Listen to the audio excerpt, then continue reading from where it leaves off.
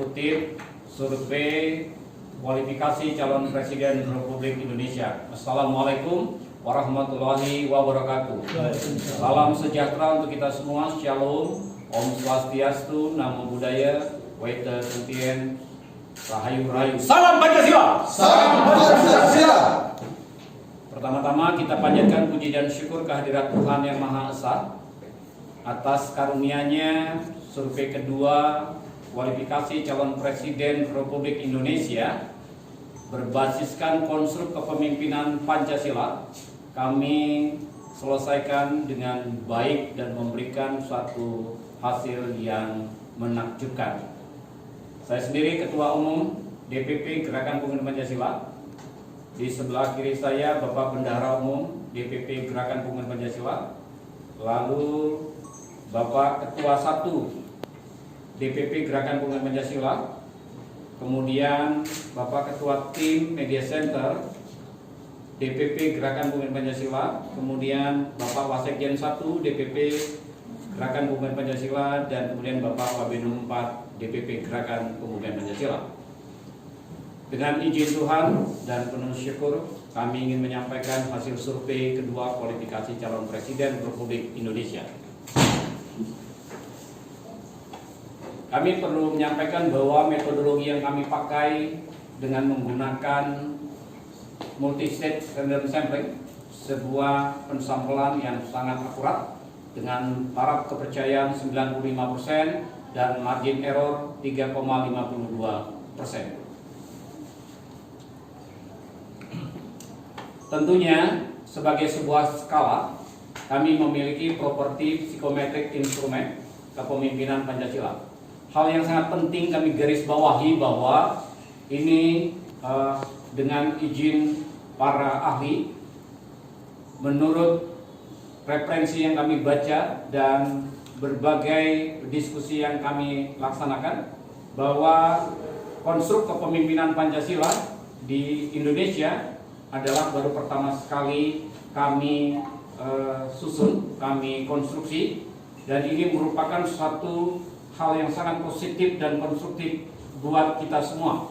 Mudah-mudahan konstruk kepemimpinan Pancasila bisa dipakai sebagai dasar atau pedoman di dalam menentukan calon-calon pemimpin nasional, calon-calon pemimpin daerah, calon-calon wakil rakyat tingkat nasional, tingkat daerah, tingkat kabupaten kota, dan calon-calon kepala desa, kelurahan di kemudian hari. Harapannya bahwa konstruk kepemimpinan Pancasila ini dijadikan sebagai satu policy atau kebijakan di dalam kepentingan memilih pemimpin baik tingkat nasional maupun daerah.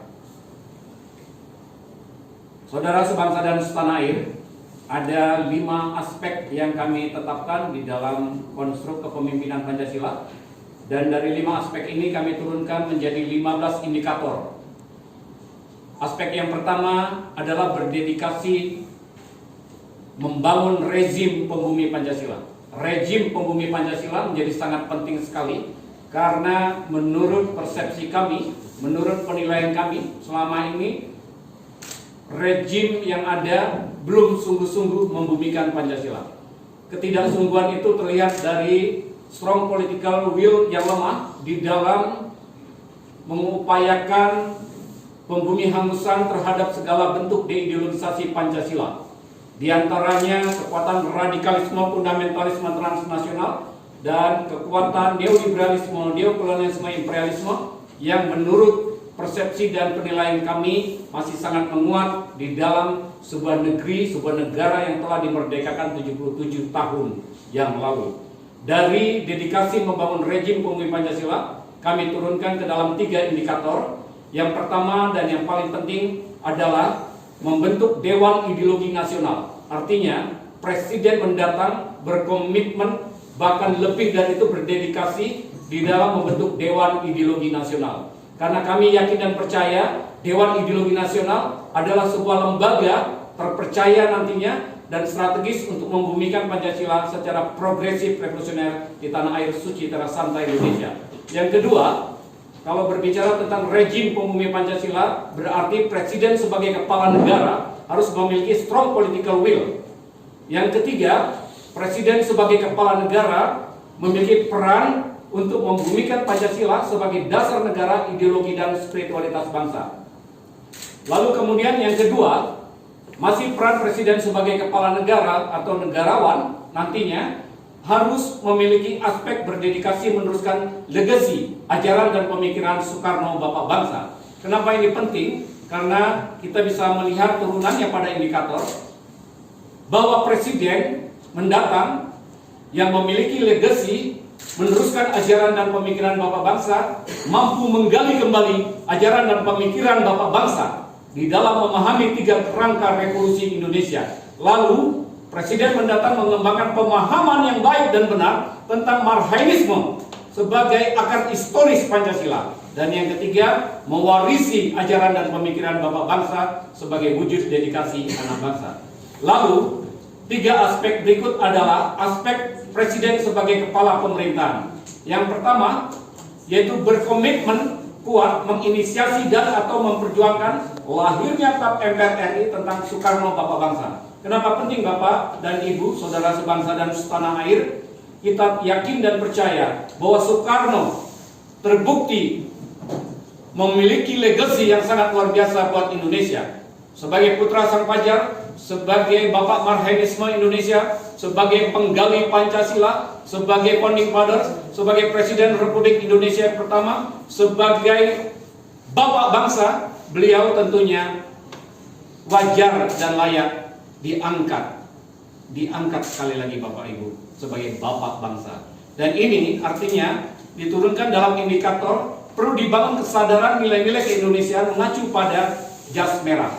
Ingat Bapak dan Ibu, TAP MPRS 33, MPRS 1967 yang telah membelenggu secara politik Soekarno, para pengikut Soekarno dan seluruh bangsa Indonesia haruslah ada satu kesungguhan untuk mencabutnya.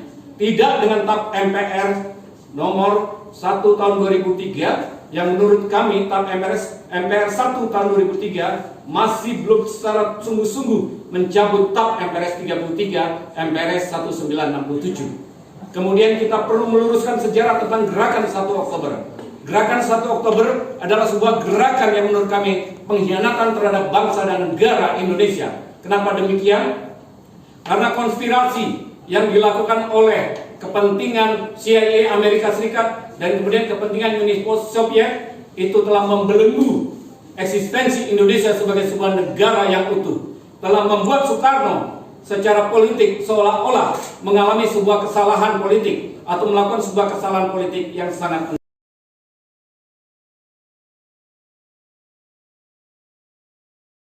Kemudian nanti ada unsur usia dan ketiga adalah unsur jenis kelamin.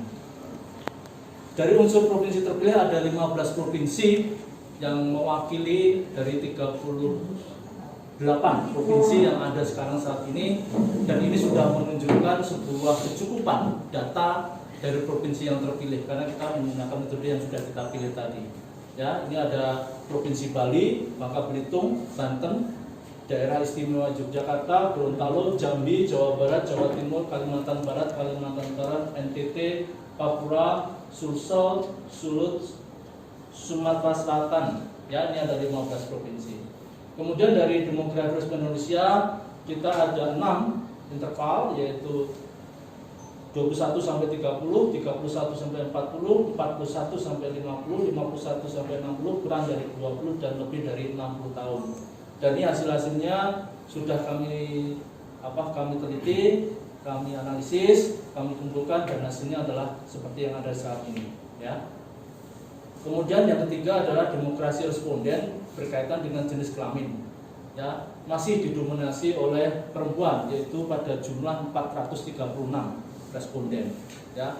Dari ketiga demografi responden ini, kemudian kita menghitung tentang hasil persepsi responden berdasarkan indikator yang sudah nanti disampaikan oleh Ketum, yaitu ada 15 indikator dari 5 aspek yang ditetapkan. Ini dari setiap indikator sudah kita teliti, sudah kita hitung, sudah kita analisis. Ada 7 calon presiden yang masuk di sini, yaitu Agus Harimurti Yudhoyono, Airlangga Hartarto, Anies Baswedan, Ganjar Pranowo, Prabowo Subianto, Puan Maharani, dan Sandiaga Uno.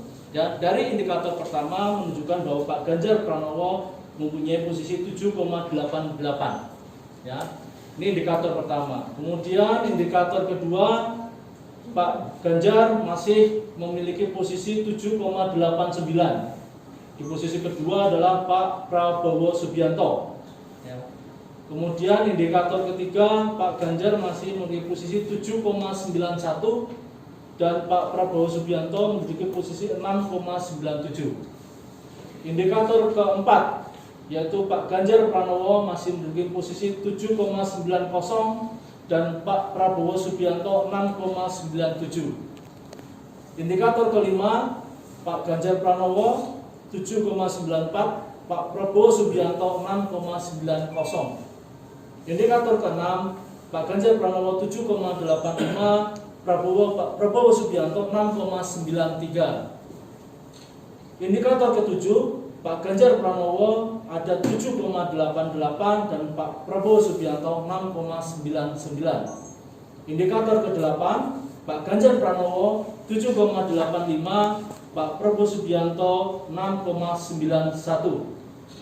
Indikator ke-9, Pak Ganjar Pranowo 7,81, Pak Prabowo Subianto 6,89. Indikator ke-10, Pak Ganjar Pranowo pada posisi 7,88 dan Pak Prabowo Subianto pada posisi 6,93. Indikator ke-11, Pak Ganjar Pranowo pada posisi 7,83 dan Pak Prabowo Subianto 6,97.